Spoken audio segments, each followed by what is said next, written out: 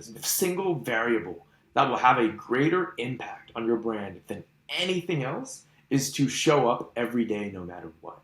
And just don't miss. Hello, welcome to the Leverage 3 podcast. This is the show that helps you leverage the talent and tactics of high performers. I'm Craig Shoemaker, and today's guest is Rohith Kaliyur. Rohith is a Twitter brand strategist who helps CEOs and founders build winning brands. Rohith, welcome to the show. Hey man, good to be here. I'm glad to have you, and we have a mutual connection in between us that did the introduction, and that's like the coolest thing about being active on social media is the people that you meet and the introductions that come from that. Oh yeah, dude, Twitter's been absolutely life-changing when it comes to meeting like great people, and wouldn't be where I am today without the great Twitter community. Right. And so for those who might not know, where are you? Like you've had a little bit of an interesting journey here the last, I would say, few years. Yeah. So primarily on Twitter, trying to expand to other social media platforms, but that's still kind of a work in progress. Yeah, man, it's been an interesting ride. A lot of like used to be a very heavy like course consumer myself, and a lot of just like studying a lot of like what the grades have been doing, and it's great to finally be able to put that into practice and see the results that I've been able to see. That's very cool.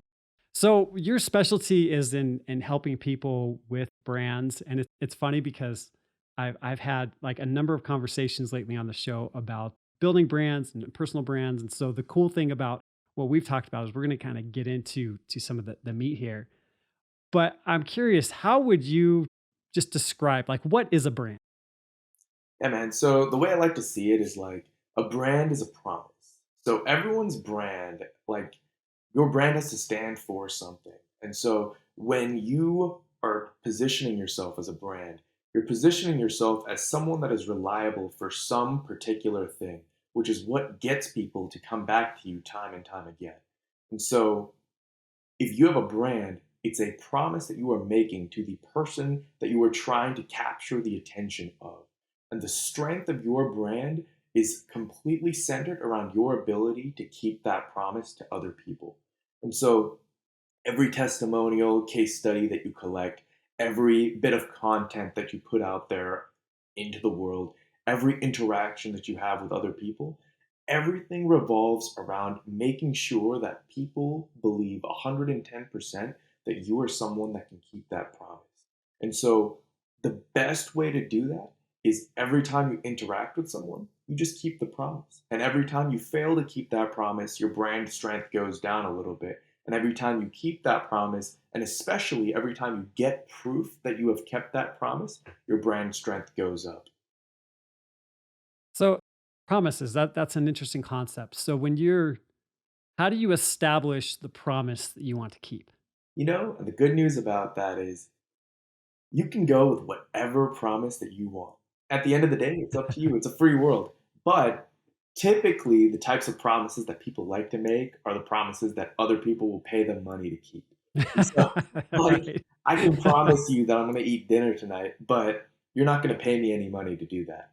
But if I Right. promise you that I'll increase the revenue of your business by $10,000 over the next 3 months, you might be willing to invest some money with me to do that. And so the strength of your promise typically corresponds to what people are willing to pay for. And so Mm. a lot of that is you just have to experiment. You have to kind of play with it a little bit, see kind of what is that sweet spot of a promise that you can actually keep and a promise that you can make and still attract attention for. But at the end of the day, Right. that's how people really make that decision. Okay. And do you find that it needs to be really explicit, that it's more nuanced in like it's woven into everything that you say and do, or is it both? And it's a lot more complicated of a question that you might think because especially as someone grows and scales their audience presence, the level of nuance required in a brand's promise goes down. Like if Coca-Cola comes to you and says, "Hey, we will give you a refreshing beverage." Like you're not really going to demand a lot of nuance from that. But if some soda provider that you've never heard of comes to you and says, "Hey, I'm going to give you a refreshing beverage. You can like, okay, what's the ingredients in that? Like, what kind of benefit does this offer me over Coca Cola? Are you going to give me like a discount? Uh, are there any guarantees for me? Like, there's lot more nuance that you're going to hold that brand accountable for simply because that person or that brand has no presence and you don't know if you Mm. can trust them. At the end of the day, the strength of a brand really comes down to the level of awareness that a brand has and the level of trust that people have in that brand. And so, if you have a lot of trust but you don't have awareness, or you have a lot of awareness but you don't have trust, both are about equally bad. I would say having this one slightly better, where you have awareness and you don't have trust, because then you can kind of rebuild that trust over time. Mm. But that's really kind of how the nuance ebbs and flows with a particular brand. Hey, do you want to get parts of these interviews that aren't available anywhere else? Where you can join the Leverage 3 email list and get access to exclusive content just for subscribers. So go on over to leverage3podcast.com and sign up today. Okay. So when it comes to being able to measure awareness, I mean, there's probably the easy things like look at the size of your audience. Let's just talk about Twitter for Of for course. right now. You look at the size of your audience, you look at your engagement, you look at things like that. But are there other ways to measure awareness than just, some of the basic metrics? Yeah, so I think another one that is definitely worth considering is the amount of impressions that you get. So you could have a very, very low audience size. You could be getting very, very little engagement. But the whole purpose of having lots of followers and having lots of engagement is to actually raise the amount of impressions that your post is getting. Mm. Tons of people every single day will look at your post and will never engage with it. Maybe they're shy. Maybe they don't want you to know that they were looking at your stuff. Maybe they're just busy and they just looked at it fleetingly. Maybe they're not logged into Twitter, which is like a pretty common thing. People just not logged in, just like see your post.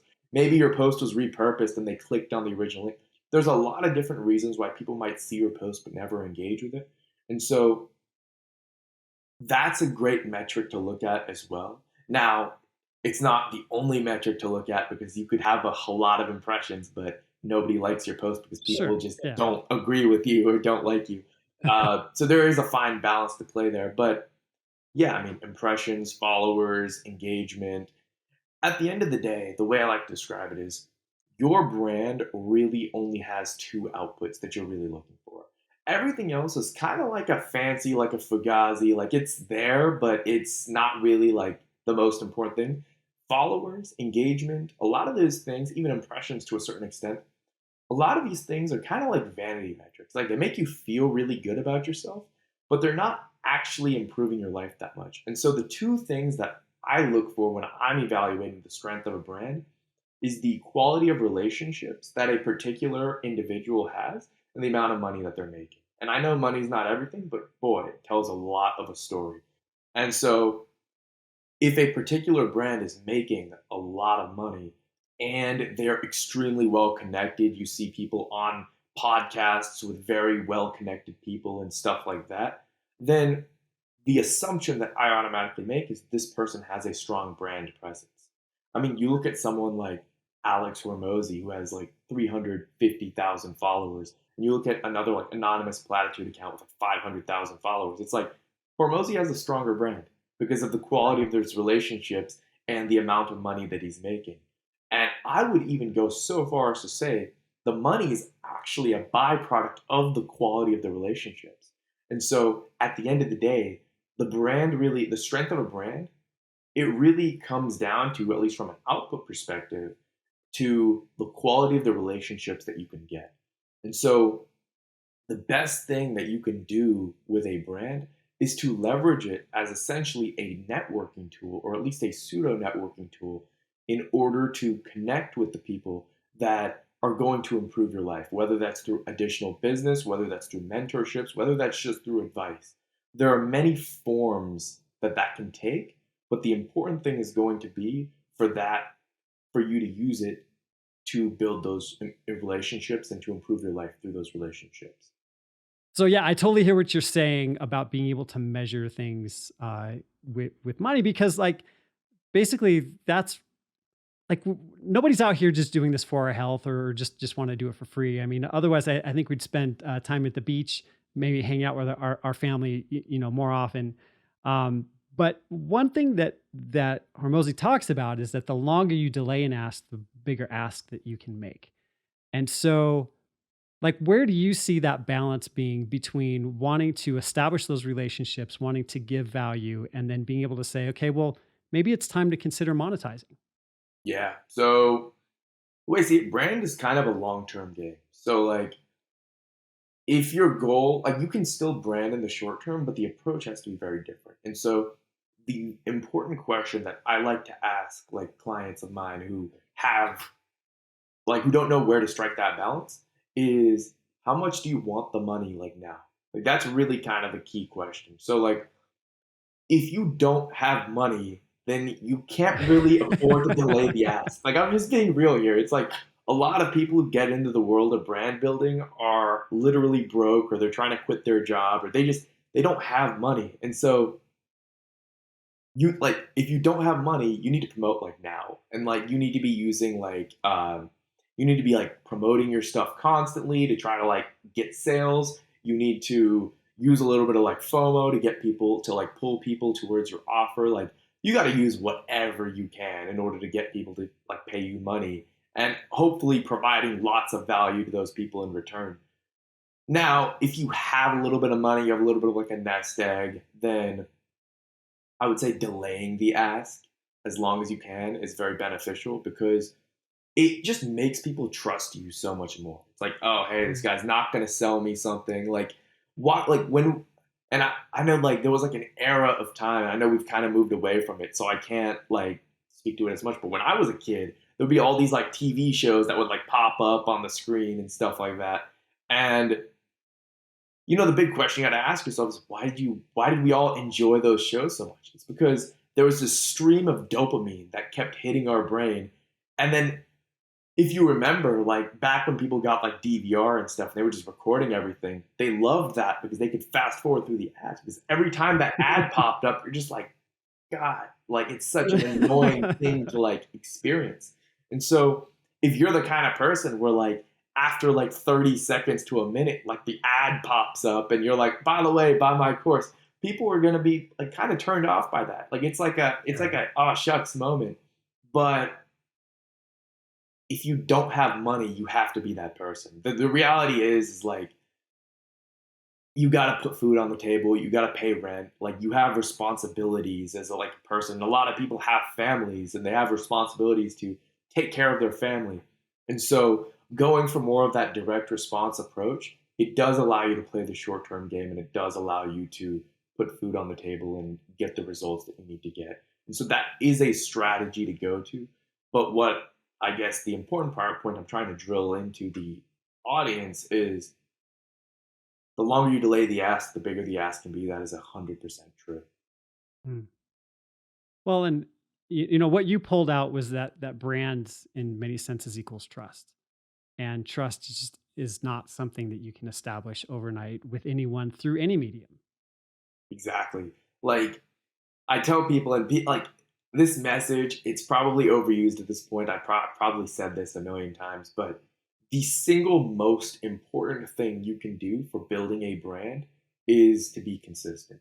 Because everything else, like I did like a deep analysis of this. There are tons of variables you can like tweak regarding like frequency of engagement, post quantity, whether you add in like paid traffic to spike boost. Like there's so many variables you can play around with. But the single variable that will have a greater impact on your brand than anything else is to show up every day no matter what.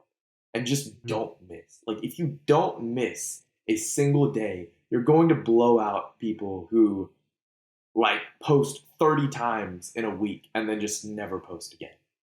And so Right. like the goal is to like build from a base of consistency and then just progressively add more intensity. Dude, the same thing is like for the gym. Like it's like you show up to the gym and you work out like regularly and you see results because you stick to a workout routine over an extended period of time. You don't see results because you worked out for 3 hours on one day and then stopped going for the next month.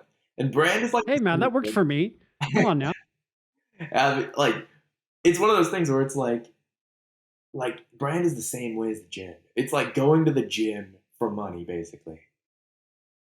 Okay, there's so much to what you just said that I want to dive into. So, Absolutely. so I don't forget, I'm going to mention them both here, and then you take whichever one you want to go first, and hopefully we hit on both of them. So, when it comes to experimentation, what are the variables that you like to test? What does that look like in practical terms? And in terms of authenticity, do you see authenticity as demonstrating maybe not weakness, but I suppose your humanity in terms of like these are my struggles and these are the things I work through, or is it more your personality? So you pick which one you want to do first. Sure. First, I'll touch on the authenticity one because that one's a lot easier Okay. to answer. That's essentially Okay.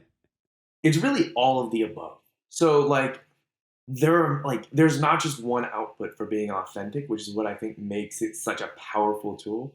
It's like you build relatability with your audience.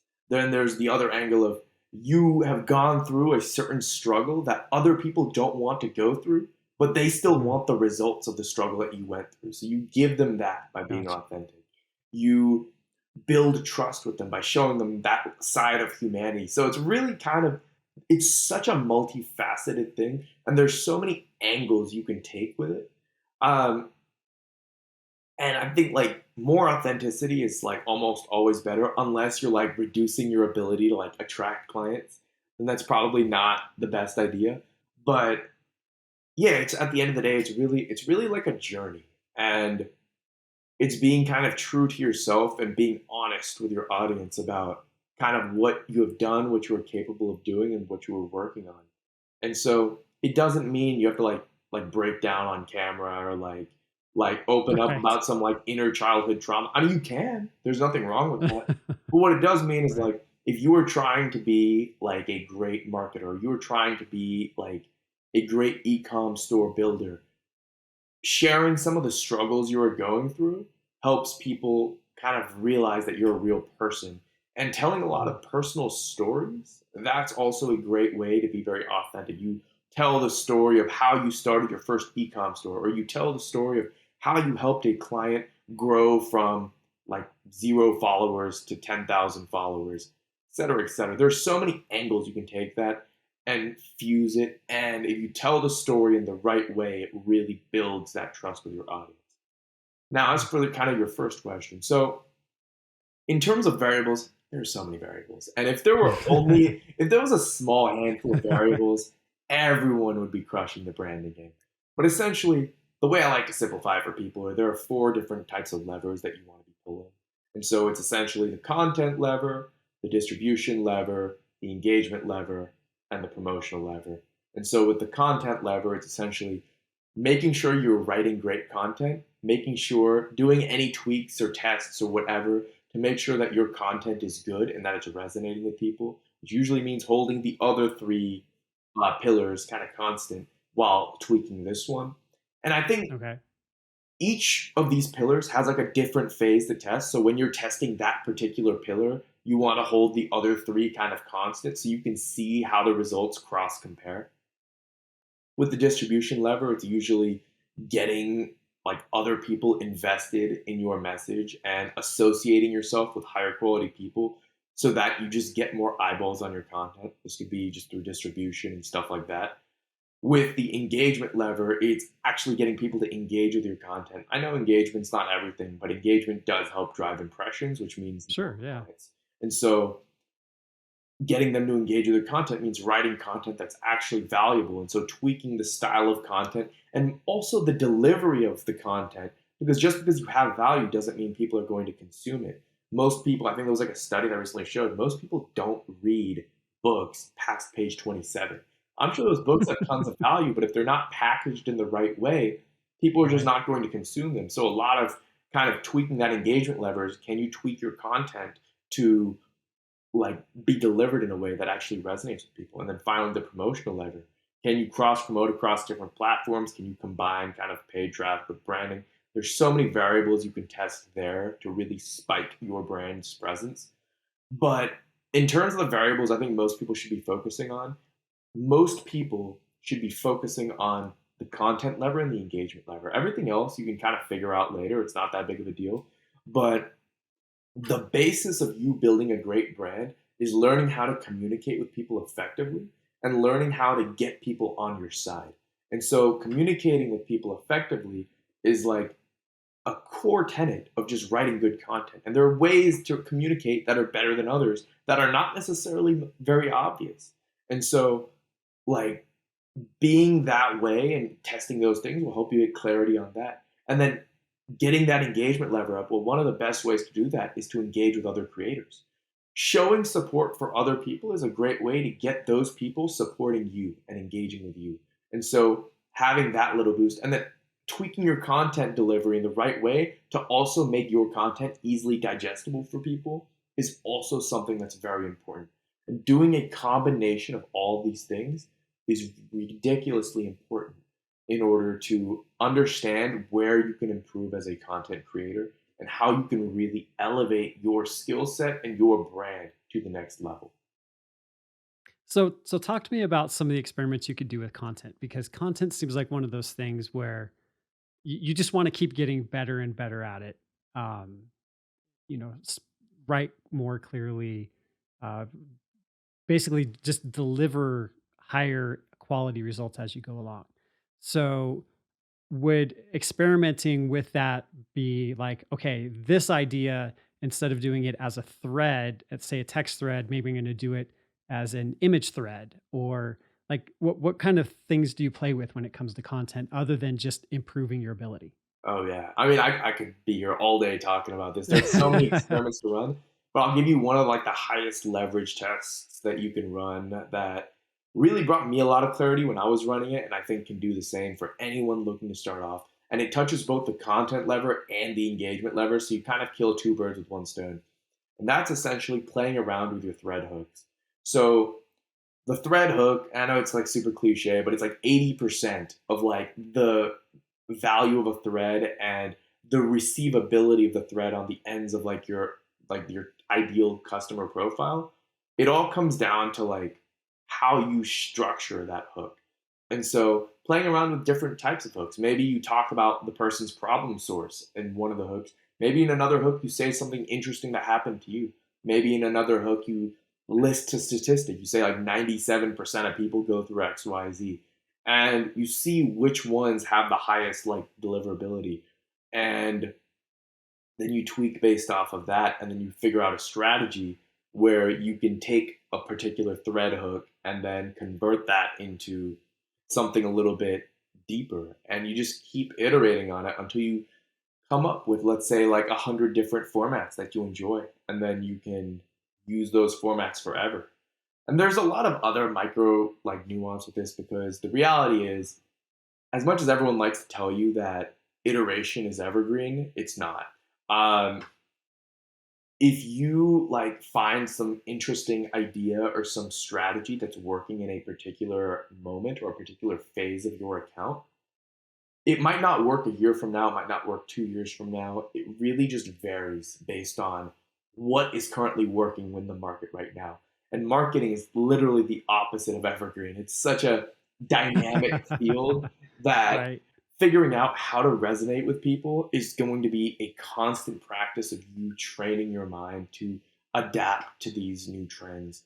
Especially with the rise of AI, there's going to be a lot of room there for figuring out how can you leverage the tools and technologies around you to really boost the deliverability of your content and your thread hooks.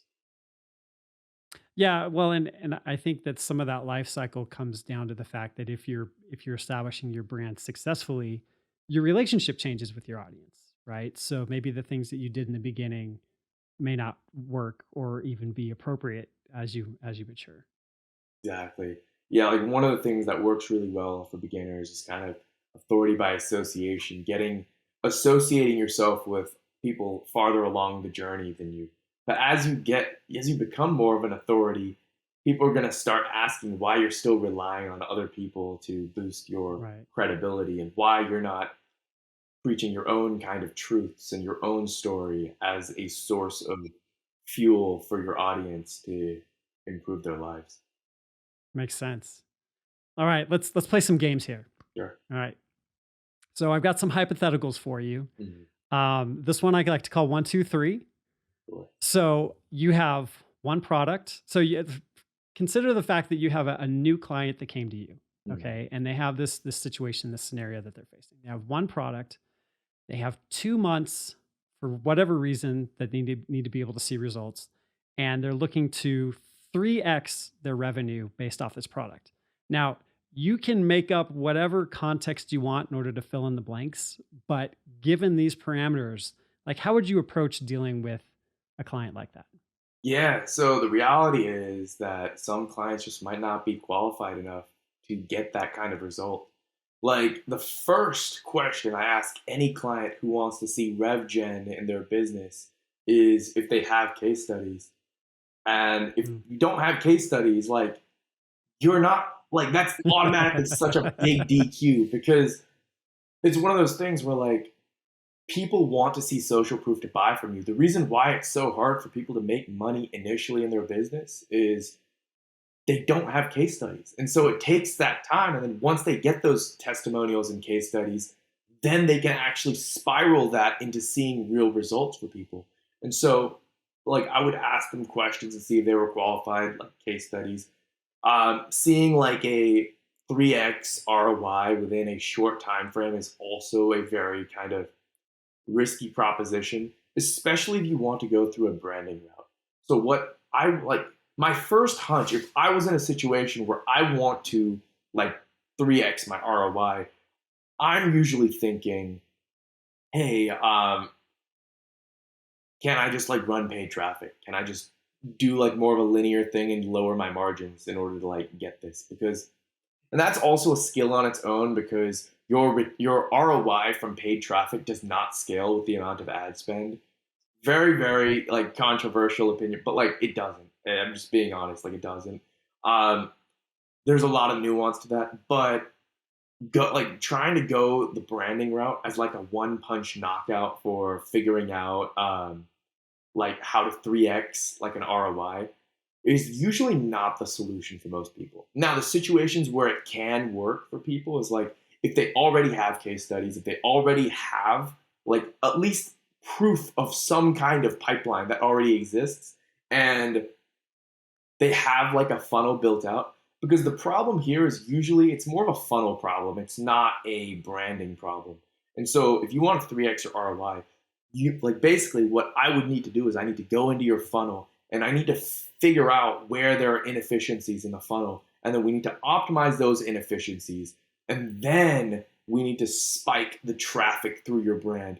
And if your brand is tiny, you still like you're not going to see an overnight spike. Like if you have 100 followers, like the reality is you're not going to see like 5,000 people flood your website overnight. Like, that's not possible. Right.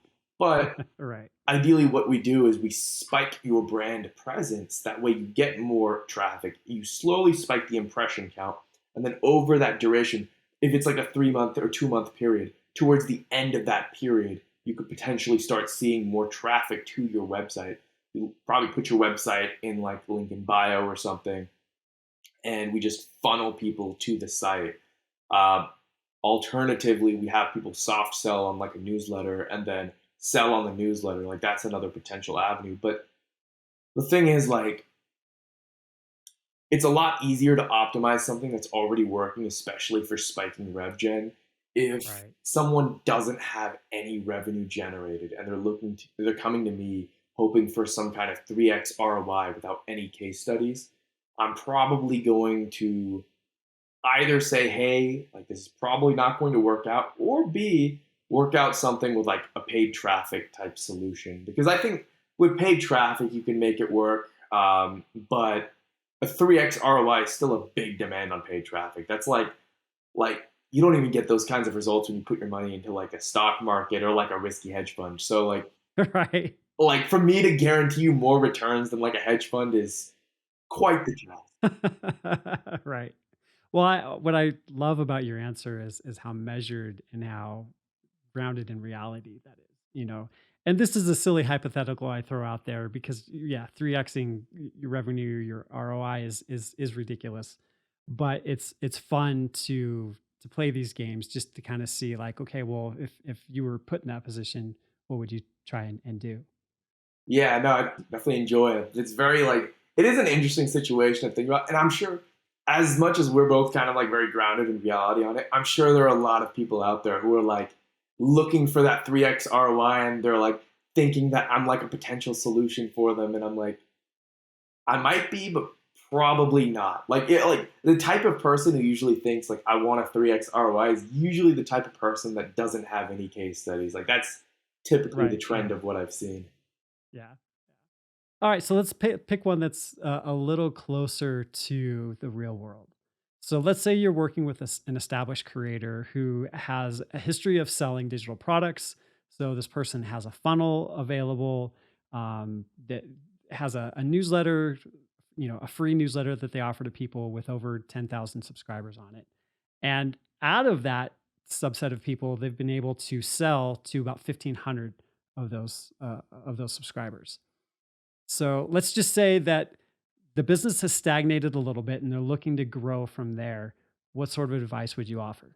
Yeah, so I would need a little bit of context on why it's stagnated. And so some of the questions I would start asking them is like, are your newsletter subscribers just burnt out from you pitching too much? Because you said 1,500 of them have like bought from the person. So they could potentially just be burnt out. They could have just bought something from them.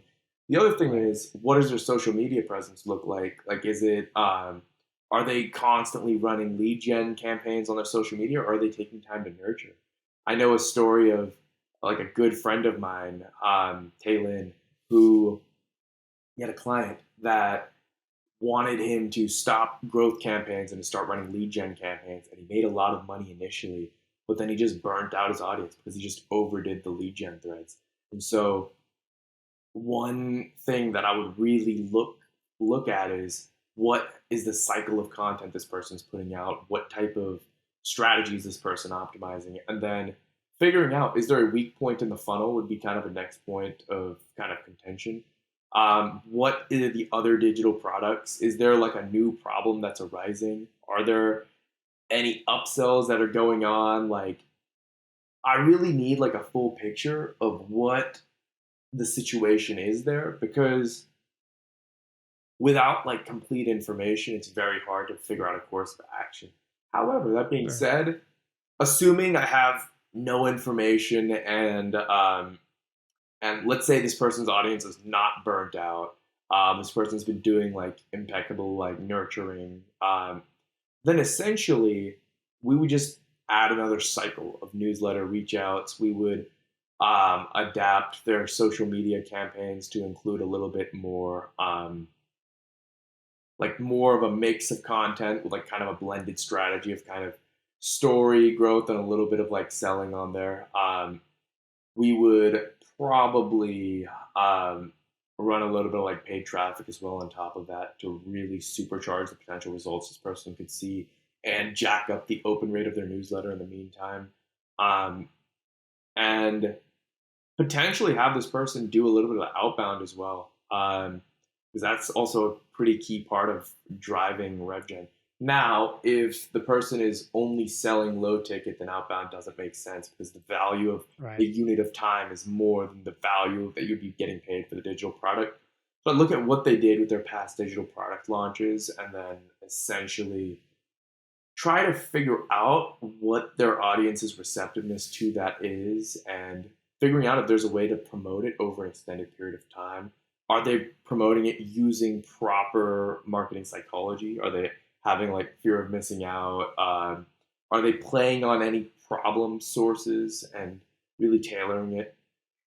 But my guess really is telling me that if the business is stagnating, it usually means that the person is doing something wrong or they're just tiny and haven't developed yet. It's one or the other.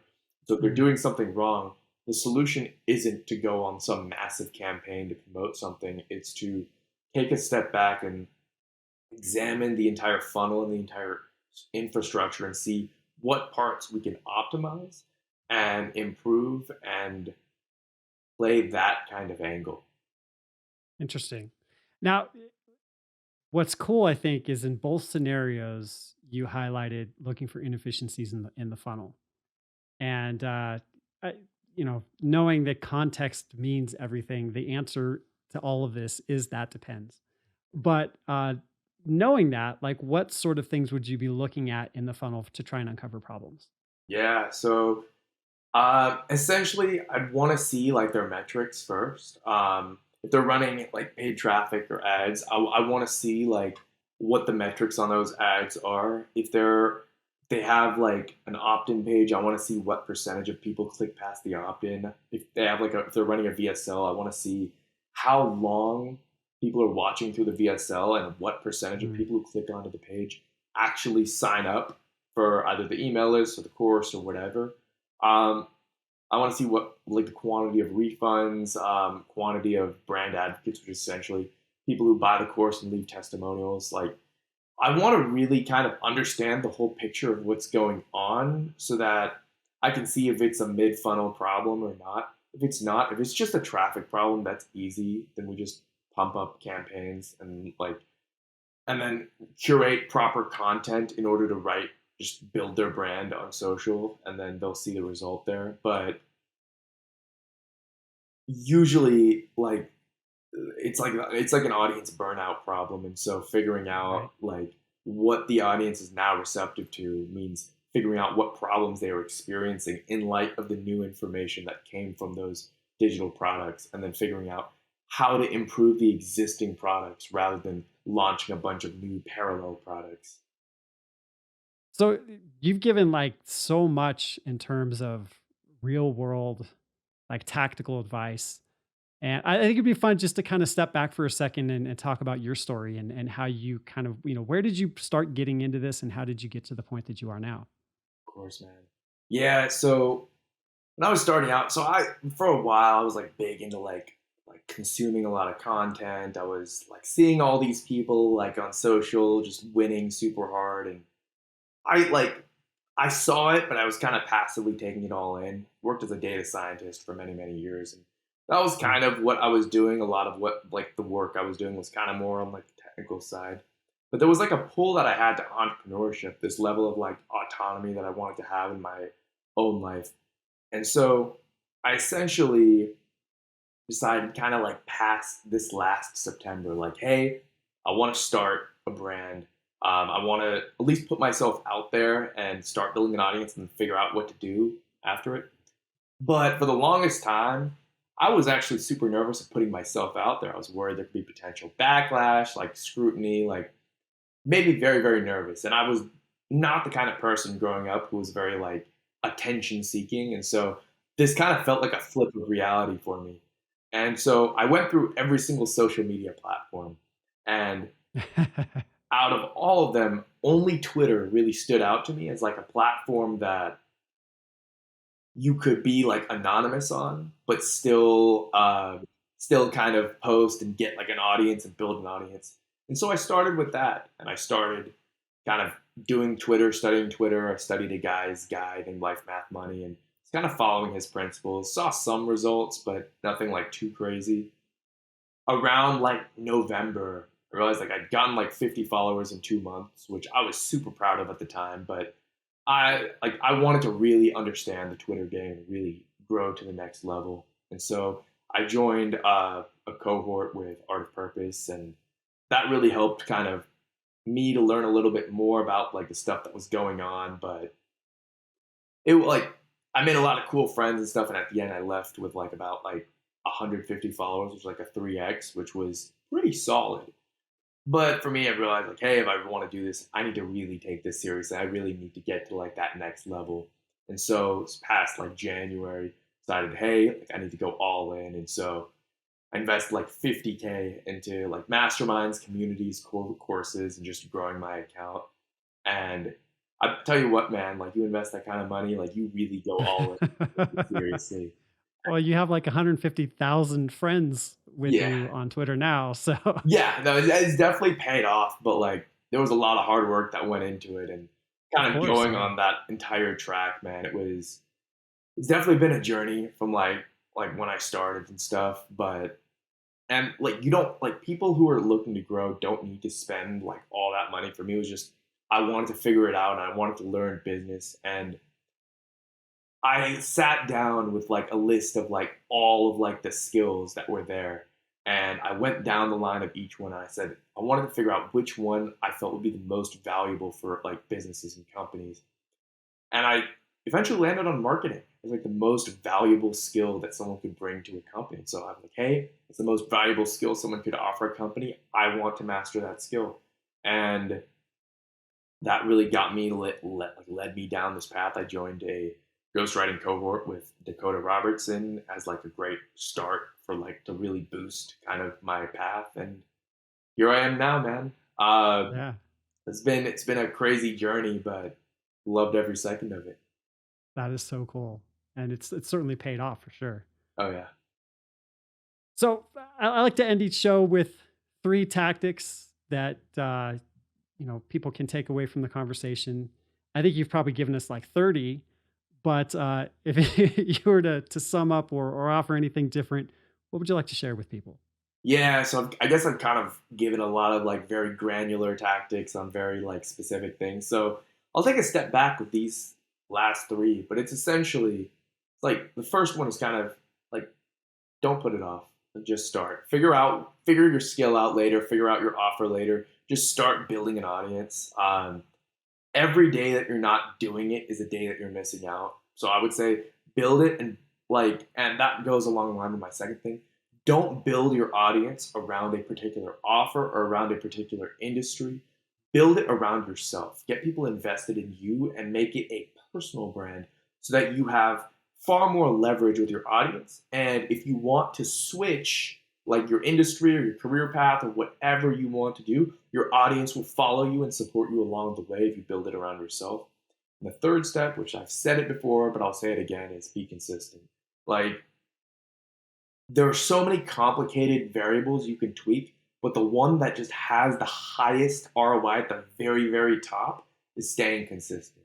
If you stay consistent and you show up every day and you post and you interact with people and you just try to be involved with the communities that you want to earn an audience in, then you are going to win in the long term. And it might not be tomorrow, it might not be next week, it might not be next month, it might not even be next year, but in 10 years, and I know everyone like hates thinking in 10-year time horizons, but in 10 years, you will win if you like show up every day and you put yourself out there regularly and you keep making that effort to be known and to bring value to the people around you.